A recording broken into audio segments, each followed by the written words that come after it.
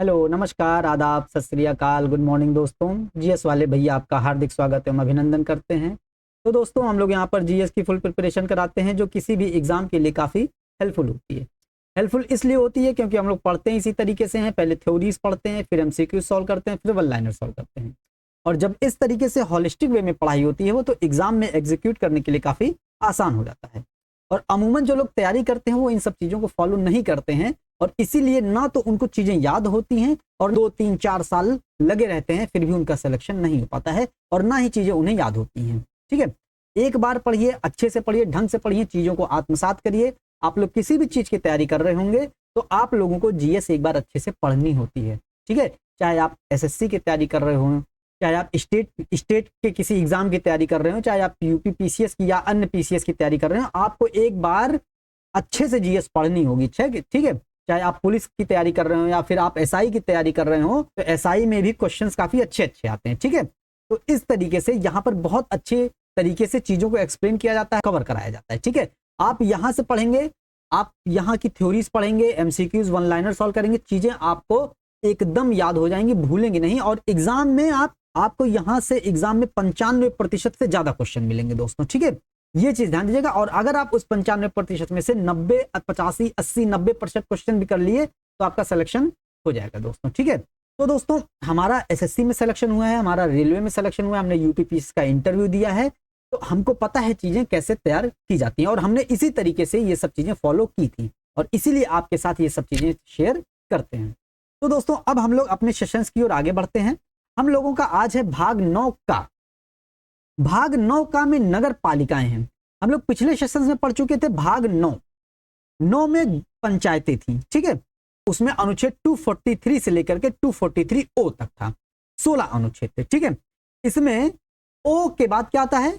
ओ के बाद आ जाता है पी। ठीक है, तब जब ओ के बाद पी आ जाता है तो 243 पी से आकर के 243 जेड जी तक आता है। ठीक है, जी जेड जी तक आ जाता है। ठीक है, ये चीज ध्यान रखनी है और इसमें कोई भी अनुच्छेद आपको नहीं ध्यान रखना है, बस इतना ध्यान रखना है कि नगर पालिकाएं हमारे संविधान के भाग 9 का में है, 9 ए में है और अनुच्छेद 243 पी से लेकर के 243 जेड जी तक है। ठीक है, ये चीज ध्यान देनी है। ठीक, बस अब कुछ महत्वपूर्ण तथ्य हैं, ये हम लोग देख लेते हैं। जैसे सबसे पहले जो हमारे भारत देश में जो नगर पालिका परिषद की स्थापना हुई थी वो 1688 में मद्रास में हुई थी। मद्रास में 1688 29 सितंबर के दिन हुई थी दोस्तों, ये चीज ध्यान देनी है। तो 29 सितंबर को मद्रास में सर्वप्रथम नगर निगम की स्थापना होती है। ये चीज बहुत इंपॉर्टेंट है, एग्जाम में क्वेश्चन पूछा जाता है। ठीक, और भारत में जो स्थानीय स्वशासन के जनक हैं पिछली पंचायत की क्लास में पढ़ चुके थे, लॉर्ड रिपन है दोस्तों। ठीक है, इंपॉर्टेंट है, ध्यान देना है। अब हमको ये देखना है 74वां संविधान संशोधन अधिनियम 1992 में आया था और 1992 के अधिनियम के माध्यम से ही हमारे संविधान में भाग 9 का जोड़ा गया जिसमें नगर पालिका का प्रावधान किया गया है। ठीक है, मतलब क्वेश्चन यहां से पूछा जाता है किस संविधान संशोधन के तहत नगर पालिका का प्रावधान किया गया है, तो 74वें संविधान संशोधन के तहत। ठीक है, और इसी 74वें संविधान संशोधन के तहत हमारे संविधान में भाग 9 का जोड़ा गया, 18 नए अनुच्छेद जोड़े गए, ये भी ध्यान देना है। अब देखिए 18 नए अनुच्छेद जोड़े गए हैं। ठीक है, और 18 कुल विषय हैं। इंपॉर्टेंट ये है कि भाग 9 में मतलब पंचायत में कितने विषय हैं? 29 विषय हैं, तो 9 दूनी 18 हो जाता है यहां पर। ठीक है, 18 विषय हैं टोटल।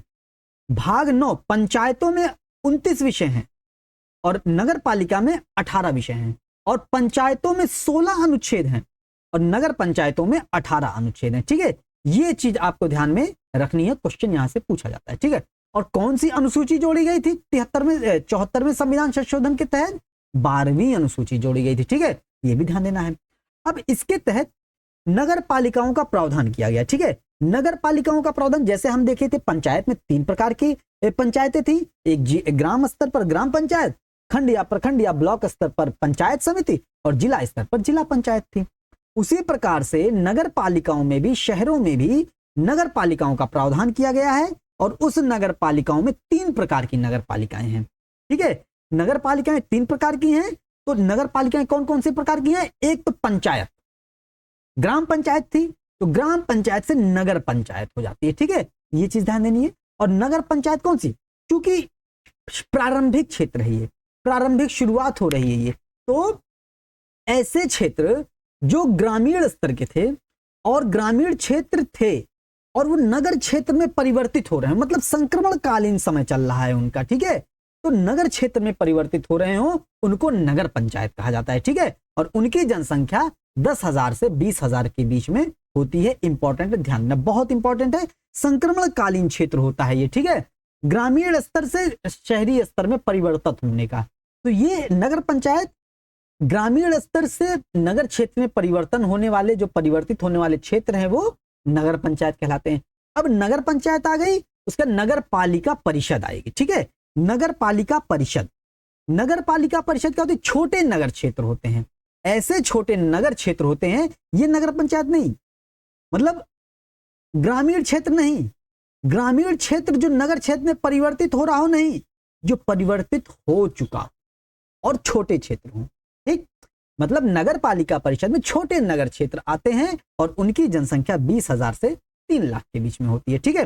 ये चीज ध्यान देनी है। अब नगर निगम आ जाता है, हम लोग पढ़ते होंगे नगर निगम के मेयर होते हैं, उनका चुनाव होता है 5 साल के लिए, ठीक है। ये चीज ध्यान देनी, जैसे कानपुर नगर निगम, ठीक है। तो नगर निगम बड़ा नगर क्षेत्र होता है, ठीक है, जो नगर पालिका परिषद से भी बड़ा होता है, ठीक है। और इसकी जनसंख्या 3 लाख से अधिक होती है। दोस्तों ये संविधान में प्रावधान किया गया था, ठीक है। नॉर्मल हम लोग 10 लाख से अधिक जनसंख्या देखते हैं, ठीक।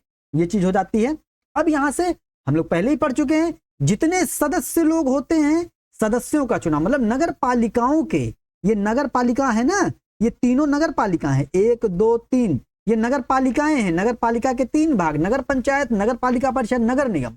तो नगर पालिका के सभी सदस्य प्रत्यक्ष रूप से चुने जाते हैं क्षेत्र के मतदाताओं के द्वारा, ठीक है। ये चीज ध्यान में रखनी है, इंपॉर्टेंट है, ठीक। अब हम लोग देख लेते हैं नगर पालिकाओं की संरचना, ठीक है, इंपॉर्टेंट है। ये आर में है लेकिन ये सब नहीं ध्यान देना है, बस हम लोगों को ग्राम पंचायत की संरचना ध्यान देनी है, ठीक है। और ग्राम पंचायत की संरचना किस अनुच्छेद में है आप लोग कमेंट सेक्शन में जरूर लिख के बताइएगा, ठीक है, इंपॉर्टेंट है। अब नगर पालिका की संरचना उसी प्रकार से जिस प्रकार से ग्राम पंचायत की संरचना है, क्या क्या है लेकिन देखते हैं। लेकिन निर्वाचित सदस्य इसमें होते हैं, इसमें कुछ निर्वाचित सदस्य होंगे और कुछ मनोनीत या पदेन सदस्य होते हैं, ठीक है, इंपॉर्टेंट है। निर्वाचित सदस्य कौन होते हैं? प्रत्येक वार्ड से प्रत्यक्ष निर्वाचन के द्वारा चुने जाते हैं, मतलब नगर पालिकाओं को वार्ड में बांटा जाता है। अभी देखेंगे आगे हम लोग वार्ड भी देखेंगे। ये ध्यान दीजिएगा, जैसे नगर पालिका होती है उसको छोटे छोटे वार्डों में बांट दिया जाता है, ठीक है, ये हो जाते हैं वार्ड। तो वार्डों से, जो प्रत्येक वार्ड से प्रत्यक्ष निर्वाचन के द्वारा चुने जाते हैं, वो निर्वाचित सदस्य होते हैं, ठीक है। और मनोनीत या पदेन सदस्य कौन से होते हैं?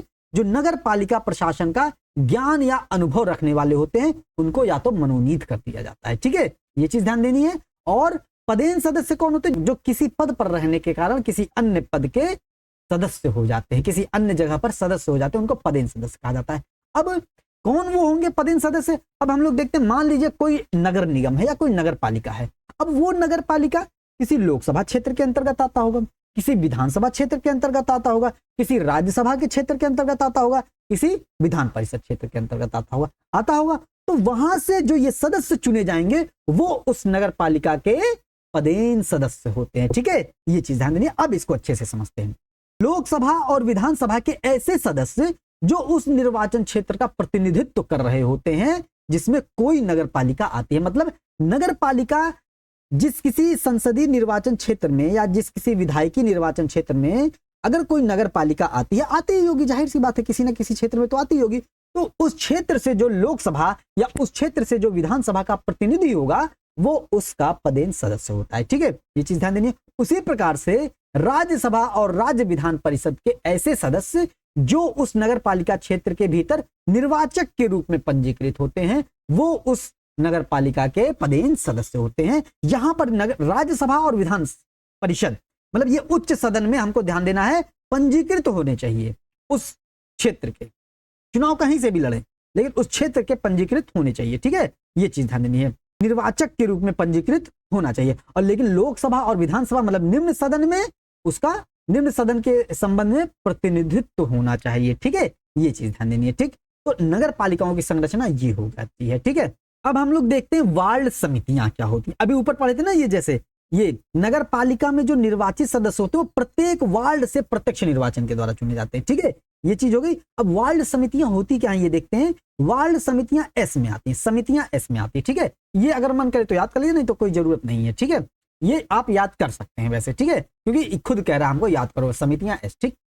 तो वार्ड समितियों का गठन क्या होता है दोस्तों, ऐसी नगर पालिका जहां जनसंख्या 3 लाख या उससे अधिक होती है, वहीं पर वार्ड समितियों का गठन किया जाता है। इसका मतलब वार्ड समितियों का गठन दोस्तों कहां किया जाता है, वार्ड समितियों का दोस्तों जहां 3 लाख से अधिक जनसंख्या, मतलब नगर निगम में वार्ड समितियों का गठन किया जाता है। इसका मतलब ना कि नगर पंचायत में, ना कि नगर पालिका परिषद में दोस्तों, ठीक है। मतलब जहां पर जो है नगर निगम में, मतलब हो भी सकता है कि नगर पंचायत और नगर पालिका परिषद जहां पर जनसंख्या बहुत ज्यादा हो जाती है, लेकिन ऐसा नहीं होता है। अमूमन 10,000 से 20,000, 20,000 से 3 लाख, ठीक है। अमूमन हम लोग ये मोटा मोटा मान के चलेंगे कि जो वार्ड समितियों का गठन होता है वो नगर निगम से होता है, क्योंकि नगर निगम में ही जनसंख्या 3 लाख से अधिक हो रही है दोस्तों, ठीक है। ये चीज ध्यान देनी है। तो वार्ड समितियों का गठन कहां से होगा, ऐसी नगर पालिका, नगर पालिका 3 प्रकार की, कौन कौन सी, नगर पंचायत, नगर पालिका परिषद और नगर निगम। तो ऐसी नगर पालिका मतलब ऐसा नगर निगम, मतलब ऐसी नगर पालिका मतलब नगर निगम जिसकी जनसंख्या 3 लाख या उससे अधिक हो, वहां वार्ड समितियों का गठन किया जाता है दोस्तों, ठीक है। और क्या है, एक या अधिक वार्डों से मिलकर बन सकती है वार्ड समितियां। समितियां हैं, वार्ड अलग है। वार्ड का मतलब 3 लाख से अधिक जनसंख्या वाला जो नगर पालिका होगी वो उसका एक वार्ड, ठीक है। और वार्ड समितियां या तो एक वार्ड का या तो कई वार्ड मिलकर के वार्ड समितियों का निर्माण करती है दोस्तों, ठीक है। ये चीज ध्यान देनी है। अगर एक वार्ड से मिलकर समिति बन रही है या एक से अधिक वार्डों से समिति मिलकर बनती है, ठीक। लेकिन यहां कह रहा अगर एक वार्ड से कोई समिति मिलकर बन रही है तो उसका अध्यक्ष उस वार्ड का निर्वाचित प्रतिनिधि होगा, है कि नहीं। अगर एक वार्ड का होगा तो उसी वार्ड से निर्वाचित प्रतिनिधि होगा, उसको चुन के लोग, उस वार्ड के लोग उसको चुन करके भेजेंगे, ठीक। लेकिन अगर एक से अधिक वार्ड हो गया, ठीक, तो उस वार्ड के जो बनी वार्ड समिति होगी उसका जो अध्यक्ष होगा, वार्ड के जो निर्वाचित प्रतिनिधि होंगे उन प्रतिनिधियों में से चयन होगा, ठीक है। अब यहां पर यह ध्यान देना है, अगर एक वार्ड है या एक से अधिक वार्ड है, ठीक है। अब ध्यान दीजिएगा, अगर एक वार्ड के सदस्य लोग, एक वार्ड के जितने भी सदस्य लोग किसी को अपना प्रतिनिधि चुने हैं, तो अगर एक वार्ड की ही समिति होगी तो वही जिसको चुन लेंगे वही अध्यक्ष हो जाएगा उसका, ठीक है। लेकिन अगर एक वार्ड ये, एक वार्ड ये, एक वार्ड ये, ऐसे कई वार्ड हो गए, उन सभी वार्डों से मिलकर के समिति बननी है, तो उसका अध्यक्ष कौन होगा, तो जाहिर सी बात है हर वार्ड का कोई ना कोई प्रतिनिधि होगा, है कि नहीं। और उस प्रतिनिधि को वहां के वार्ड के लोग चुन करके भेजेंगे। तो इस वार्ड का प्रतिनिधि ये हो गया, इस वार्ड का प्रतिनिधि ये, इस वार्ड का प्रतिनिधि ये, इस वार्ड का प्रतिनिधि ये, ठीक है। तो ऐसे सभी वार्ड के जो प्रतिनिधि हो जाएंगे निर्वाचित, उनमें से अध्यक्ष का चयन किया जाता है दोस्तों, ठीक है। ये चीज ध्यान में रखनी है आपको, ठीक। अब हम लोग अगला पॉइंट देंगे, स्थानों का आरक्षण। अब पंचायतों में आरक्षण डी में था, है कि नहीं, इसमें आरक्षण का कोई ध्यान नहीं देना, लेकिन सेम प्रोसेस वही है, जो पंचायतों में आरक्षण है वो यहां भी आरक्षण है। अगर आप वो नहीं देखेंगे वहां जाके बहुत अच्छे से समझाएगा, जाके देखिएगा दोस्तों, ठीक है। पंचायत पूरा आपका बहुत अच्छे से कंप्लीट हो जाएगा। और रेगुलेटिंग एक्ट की क्लास से जाकर के देखिएगा दोस्तों, रेगुलेटिंग एक्ट कोई नहीं पढ़ाता है, मतलब बहुत कम लोग पढ़ाते हैं, और जिस तरीके से हमने पढ़ाया कोई नहीं पढ़ाया है दोस्तों। क्योंकि जब हम भी पढ़ते थे तो हिस्ट्री वाले सर कहते थे हिस्ट्री का टॉपिक है, पॉलिटी वाले सर कहते थे पॉलिटी का टॉपिक है, और दोनों लोगों में से कुछ ना कुछ छूट जाता था दोस्तों, ठीक है। लेकिन हमने उसमें पूरा कवर कराया दोस्तों, एग्जाम में क्वेश्चन बाहर जा ही नहीं सकता है, ठीक है। आप पूरी पॉलिटी पढ़ लेंगे, पॉलिटी से क्वेश्चन आपका 90% से ज्यादा सही हो जाएगा दोस्तों, ठीक है। विश्वास मानिएगा, क्योंकि इसमें इसी तरीके से पढ़ाई जाती है, ठीक है। तो स्थानों का आरक्षण जिस प्रकार से पंचायत में है उसी प्रकार से नगर पालिका में है। और पंचायतों में आरक्षण एससी और एसटी को उनकी जनसंख्या के अनुपात में दिया गया है, तो यहां भी वही प्रावधान है। और महिलाओं को आरक्षण 1/3 वहां भी और यहां भी 1/3, ठीक है। और एससी एसटी की महिलाओं को भी 1/3 का आरक्षण मिला है, ठीक है। ये चीज ध्यान दीजिएगा, ठीक हो जाता है। कार्यकाल में भी सेम चीज है, कार्यकाल 5 वर्ष होता है प्रथम अधिवेशन की तिथि से, और प्रत्येक नगर पालिका के लिए कार्यकाल 5 वर्ष ही होता है, ठीक है। और समय पूर्व विघटन भी किया जा सकता है, समय पूर्व विघटन पंचायतों का भी किया जा सकता था, लेकिन यहां पर समय पूर्व विघटन के लिए उस पर सुनवाई का उचित अवसर दिया जाना आवश्यक है दोस्तों, ठीक है। ये चीज ध्यान देनी है। अगर किसी नगर पालिका का विघटन हो रहा है 5 वर्ष के भीतर तो उसको सुनवाई का उचित अवसर दिया जाएगा, ये चीज हमको ध्यान में रखनी है दोस्तों, ठीक है। अब योग्यता के बारे में वही सेम योग्यता, भारत का नागरिक हो और 21 वर्ष की आयु का हो, जैसे पंचायतों में भी 21 वर्ष का, वैसे नगर पालिका में भी 21 वर्ष का। अधिकार एवं शक्तियों में भी सेम चीज है दोस्तों, ठीक है। अधिकार एवं शक्तियां आप लोग कमेंट सेक्शन में जरूर बताइएगा कि पंचायतों की अधिकार और शक्तियां किस अनुच्छेद में है दोस्तों, ठीक है, ये चीज ध्यान दीजिएगा। तो 12वीं अनुसूची है अधिकार और शक्तियों में, 18 विषय हैं और 18 अनुच्छेद हैं दोस्तों, इसी के तहत इनको अधिकार और शक्तियों की प्राप्ति होती है दोस्तों, ठीक है।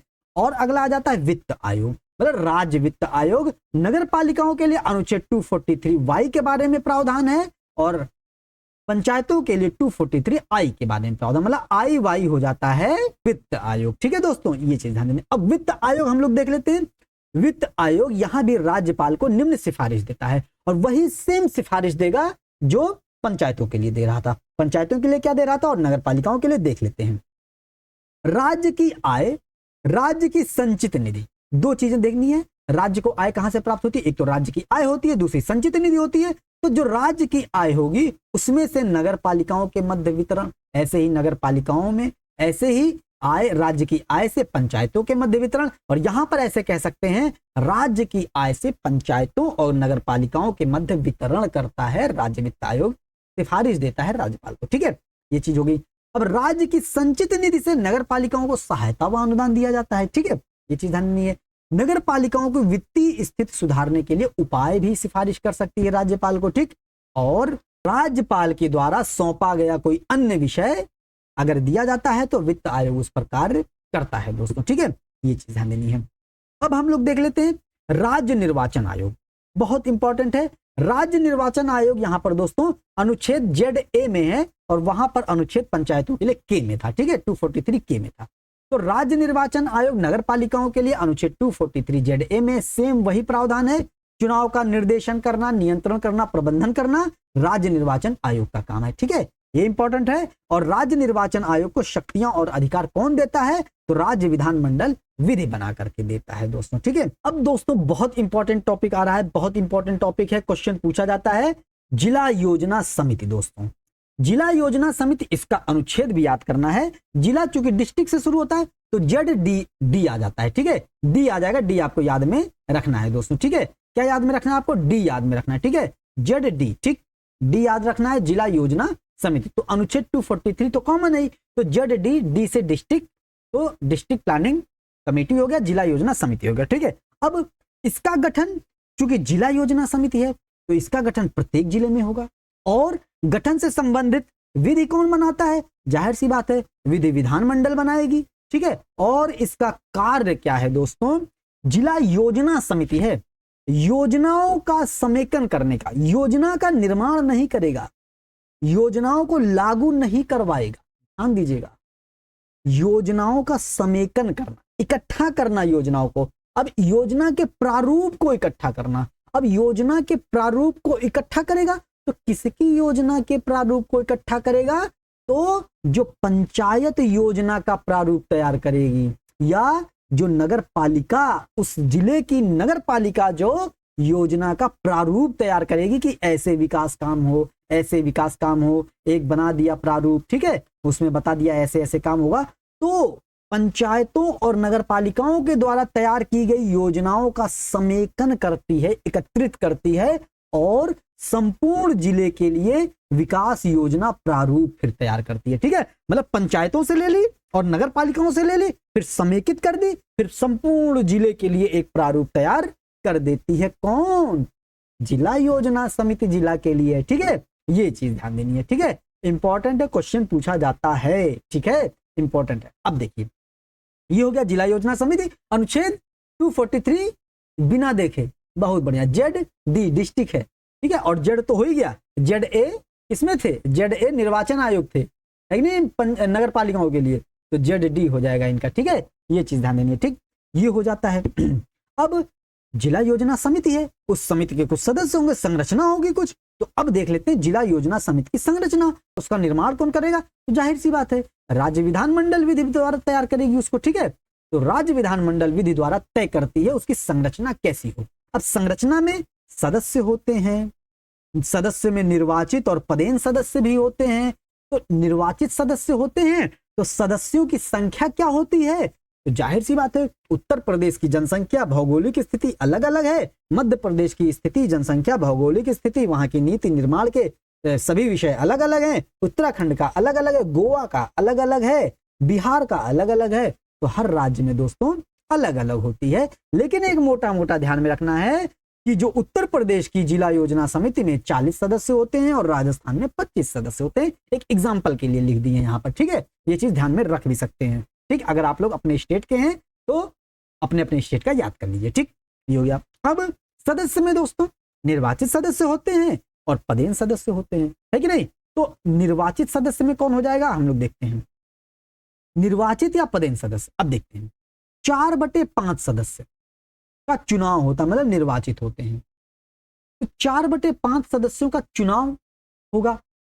चुनाव कहां से होगा, क्योंकि जिला योजना समिति है तो जिला स्तर पर जो पंचायत होगी, जिला स्तर की पंचायत होगी और जिले में नगर पालिकाओं के निर्वाचित सदस्य होंगे। ठीक है, ये चीज ध्यान देनी है। ठीक, इंपॉर्टेंट है, यहां से क्वेश्चन पूछा जाता है। तो ये इन 4/5 सदस्यों का चुनाव जिला स्तर पर जो पंचायत और नगर पालिकाओं के निर्वाचित सदस्य होते हैं वो 4/5 सदस्यों का चुनाव उनमें से होता है दोस्तों। ठीक है, ये चीज ध्यान दीजिएगा। मतलब जिला स्तर पर जो पंचायत होती है और नगर पालिका के निर्वाचित सदस्य होते हैं वो इन 4/5 सदस्यों का चयन करते हैं दोस्तों। ठीक है, इंपॉर्टेंट है, ध्यान देना है। और 4/5 सदस्यों का चयन कहां से करेंगे, 4/5 सदस्यों का चुनाव जो होगा उनका अनुपात क्या होगा, क्योंकि जिला स्तर पर भी हो रहा है चुनाव, मतलब नगर पालिका स्तर पर भी हो रहा है उनका चुनाव, और जिला स्तर पर जो पंचायत है उसका भी चुनाव होगा, उनमें से भी सदस्यों का चुनाव होगा। मतलब नगर पालिका मतलब शहर, पंचायत मतलब ग्रामीण क्षेत्र, तो वही चीज हो गई। तो ग्रामीण क्षेत्र की जनसंख्या और नगरीय क्षेत्र की जनसंख्या का जो अनुपात होगा उसी अनुपात में जिला स्तर पर पंचायत के सदस्य और नगर पालिका के निर्वाचित सदस्यों का चुनाव किया जाएगा दोस्तों। ठीक है, ये चीज ध्यान में रखनी है, उसी अनुपात में चुना जाएगा। उत्तर प्रदेश मान लीजिए 40 है तो 4/5 दोस्तों। ठीक है, मतलब 5, 8, 4, 32 सदस्य दोस्तों